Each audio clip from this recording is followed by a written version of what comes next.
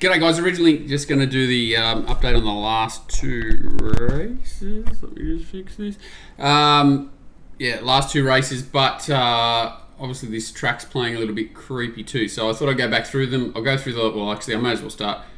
I won't get it out for the Frank Packer Plate Race 3, so hopefully the Champagne doesn't make much difference here. Obviously helps She's Extreme a little bit, but you'd expect that they'll try and kick up with Fireburner and sort of try and hold the back of She's Extreme, surely. Don't think it really changes much in the short, small field.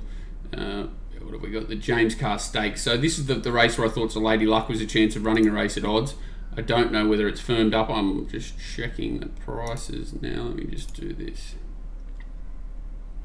Should take us a few seconds, but certainly it can't hurt the chances of Lady Luck, and maybe worth a little pinch each way at odds now before everything sort of goes crazy. It's not a horse to be going all in on, that's for sure. Sorry, this will just take a few seconds. So race 5. So it's still $21.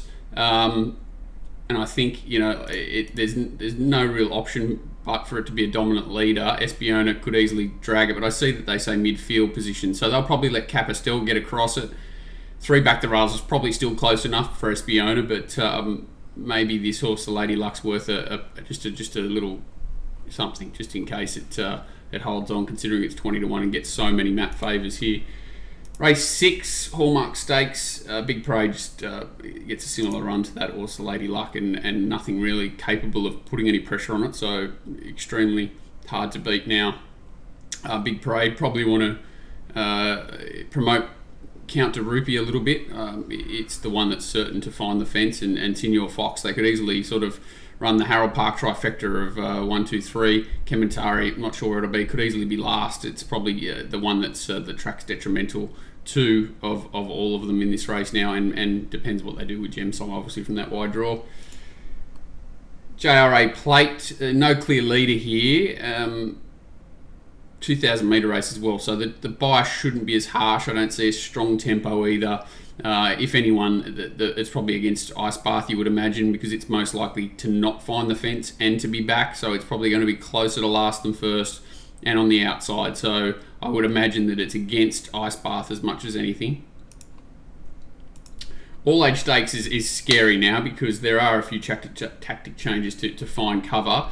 If you want to throw your eggs into the basket of In the Congo, it's probably the one that's most likely to be stamped urgent. Wish the blinkers were on, but it's the one most likely to find the front. Who finds those inside draws? We talked about previously in the earlier preview. I think Sierra Sue will be ridden a little bit more aggressively. You've got Overpass, Law of Indices, Cascadian, all going to find that inside section. By this time of day, will they be all going crazy? Will the inside go off? That's the beauty of this crazy weather and the wear and tear of this track. But as you can see at the moment, it looks difficult to run on wide.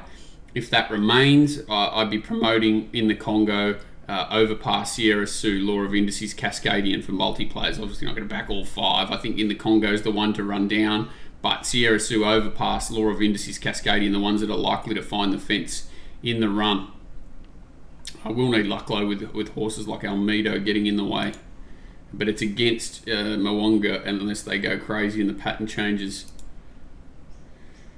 What have we got here? The Benchmark 100 race 9. So we haven't talked about this race at all. Just looking at the map, the frontmans they've come out and said they're going to ride it with cover, on pace with cover. So I don't know how they work that out. They're drawn absolutely perfectly to take the front. Taikamuchi's resuming from a spell. I'm assuming it'll go to the front now. Maybe Archidemus will roll forward. There's a lot of runners in this middle section, our Playboy, that want to find on-pace positions, and you can imagine if it is leader fence by this time of day that there will be a bit more pressure up front, and that'll make it more difficult to find spots from middle draws that may have been easier if it was a sort of a more fair track. So this race becomes very scary for mine and not a race that I really want to play in. Hueta is certainly disadvantaged by an on-pace and fence bias. It's likely to get back and wide. Big problems for it, I would imagine. Just keeping an eye on the pattern though, because it could change. But you would imagine that horses like our Playboy, Frontman, less Taikamuchi, Arcado is going to be in the right spot. Could be Johnny on the spot. Could be the right horse in the right place with a nice setup. And it just depends who gets the run. So there's a bit of a lottery here for me. But the horses most likely to find, on pace and fence positions are Art Cadeau and the front man. Do you want to be on either of them? Interesting. And then the last, this is more clear from a map perspective. You would say Mautai is nearly certain to lead. It should cross Pintoff, who should take a sit. That would be the smart play for it.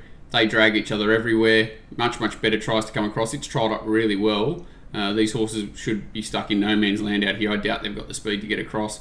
And then you've got horses like April Rain and Swami, who will get back a touch, but should find that inside lane. So it's whether they can hold the back of, Lancaster Bombers. These horses sneak up inside runs and get a run. They're very dangerous, both horses, Swami and April Rain. If it is just a fence bias, but if it's on pace, Mautai should dominate the front and Pintoff should sit behind it. And much better should be the third horse in the run. They should be the first three comfortably. So if you're targeting on paces, they're your three in the last, and the scary runners that should find the inside are April Rain and Swami. So it's certainly not made things much easier. The only one horse that it's probably certainly helped is Big Parade, but everyone else will know that too now. So I'm saying that the price will either shorten up or there could be tactics changes in the race to try and put a bit of pressure on the horse. But I don't think there's anything in the race that can kind of do it. Maybe in the Congo is the other horse that's suited, and definitely that horse in race 5. There's a Lady Lux, the peanut horse. I think it's worth a small option at $21 if you're playing in the race. Certainly, Espiona is still going to be very hard to beat from the inside draw with the tactics change to be ridden a bit more aggressively. But the Lady Luck definitely has the draw to come across, dictate, and should run well at 20s, even though it's a huge class rise for that horse. Good luck, guys.